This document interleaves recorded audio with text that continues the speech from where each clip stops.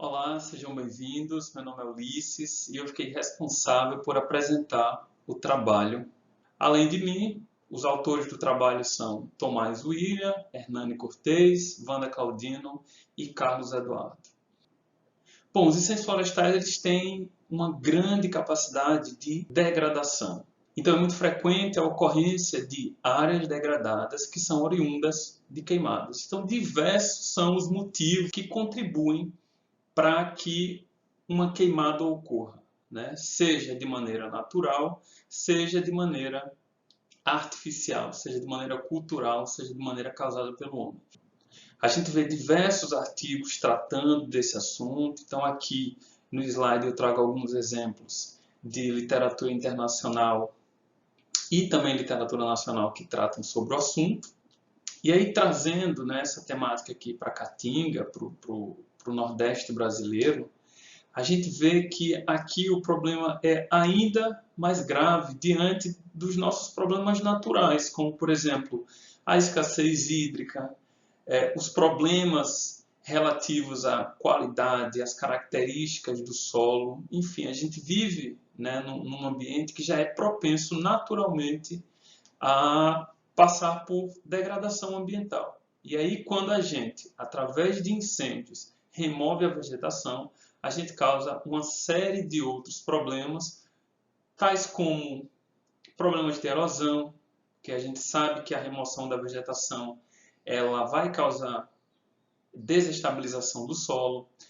A gente tem perda, né, de produtividade no solo, e aí esse solo ele vai se degradar porque ele não vai ter capacidade de se recuperar.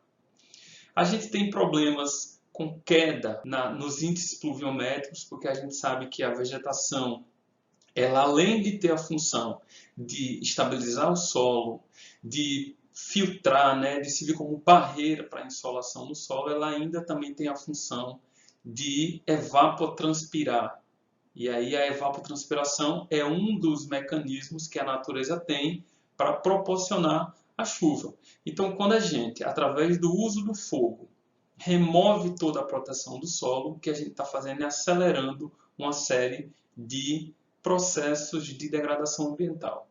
E aí esse trabalho, no contexto da bacia hidrográfica, porque é onde os problemas acontecem, né? Os conflitos, de maneira geral, não obedecem limites territoriais municipais ou estaduais, normalmente elas acontecem no contexto da bacia. É a unidade de gestão, é a unidade de planejamento, daí a justificativa da escolha de uma bacia hidrográfica para se executar o trabalho. E aí, nesse contexto, pensando na bacia hidrográfica e nos problemas que os incêndios trazem, a gente propõe um estudo, uma estimativa, um levantamento do quantitativo de área queimada, que foi objeto de incêndio florestal, a partir de um satélite específico, num período delimitado.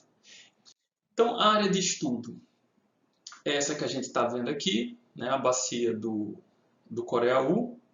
É uma bacia com pouco mais de 10.000 quilômetros quadrados. Ela se localiza mais na porção setentrional aqui do estado do Ceará. No mapa de localização aqui a gente vê, ela fica aqui bem na pontinha, na divisa, né, com o Piauí, a oeste. A norte a gente vê aqui o Oceano Atlântico. E nas outras direções a gente tem a bacia totalmente virada para o Ceará. Por que a bacia do Coreaú, né? Ela é uma bacia, como a gente vê aqui, uma bacia muito heterogênea, né, em termos de feições geomorfológicas. Eu fiz uma pequena animação aqui bem simples para a gente ver, né, o comportamento do relevo da bacia que a gente está estudando. Então a gente vê que no alto curso, né, do alto para o médio curso do rio Coreaú, que é o rio que banha aí essa bacia junto com seus tributários, ela é uma bacia que tem uma variação de altitude muito intensa, né? A gente tem amplitudes aqui altimétricas de até 700 metros. Então, a gente tem áreas aqui onde podem ocorrer com frequência, né, chuvas orográficas, favorecendo aí uma maior ocorrência de umidade, vegetação mais frondosa, em função de processos erosivos. Aqui também a gente pode ter uma deposição de solos que favoreçam, né, favoreçam a produção agropecuária.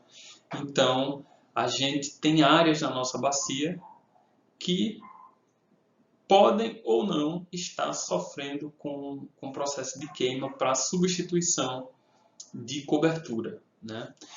Aqui a gente mostra os materiais e métodos que foram utilizados para a gente atingir o objetivo do trabalho, né? No primeiro momento, foi feito o download dos dados no banco de dados de queimadas do INPE.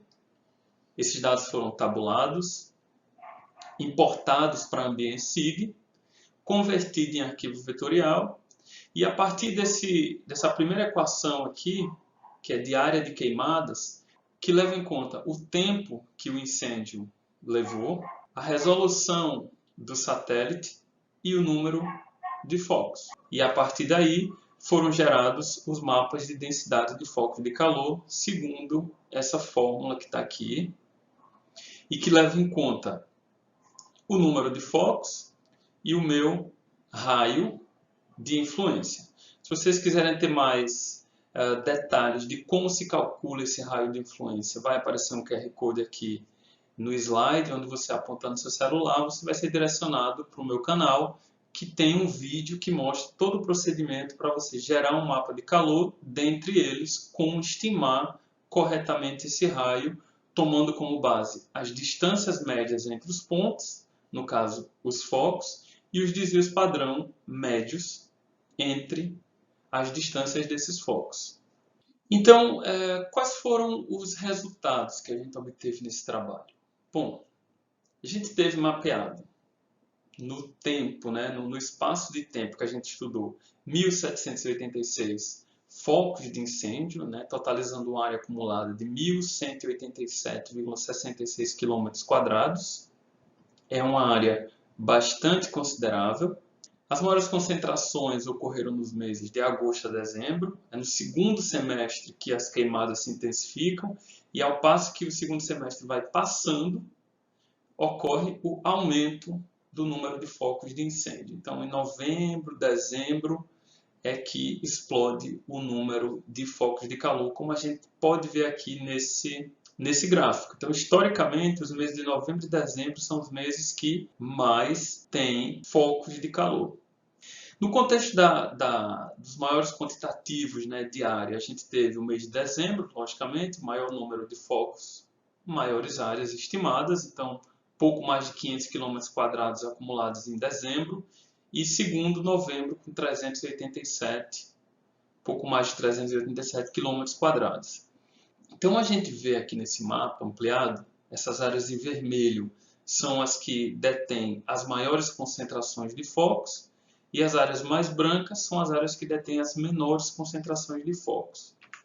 A gente vê que as áreas mais próximas da escarpa, né, do fronte da Ibiapaba, foram as áreas que foram alvo das maiores queimadas.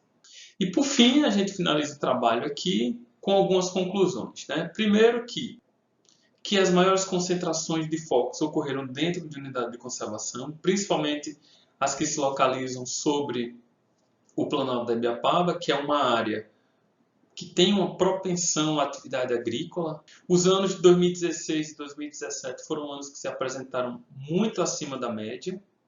O terceiro ponto é que os dados fornecidos pelo INPE, eles permitiram, né, aplicado o método adequadamente, estimar essas áreas. O estimador de densidade de kernel também se mostrou adequado para a análise do comportamento de focos de calor. E aí, por fim, fica a mensagem de que é importante que a gente aprofunde, né, esse tipo de trabalho através de modelagem, para a gente entender, por exemplo, o padrão espacial, quais são as áreas que são mais propícias à ocorrência de incêndio, para que o poder público possa, juntamente com a sociedade, trabalhar de maneira que a gente possa combater os focos de incêndio e, consequentemente, a degradação ambiental nas bacias hidrográficas. Muito obrigado e qualquer dúvida eu fico à disposição para esclarecer.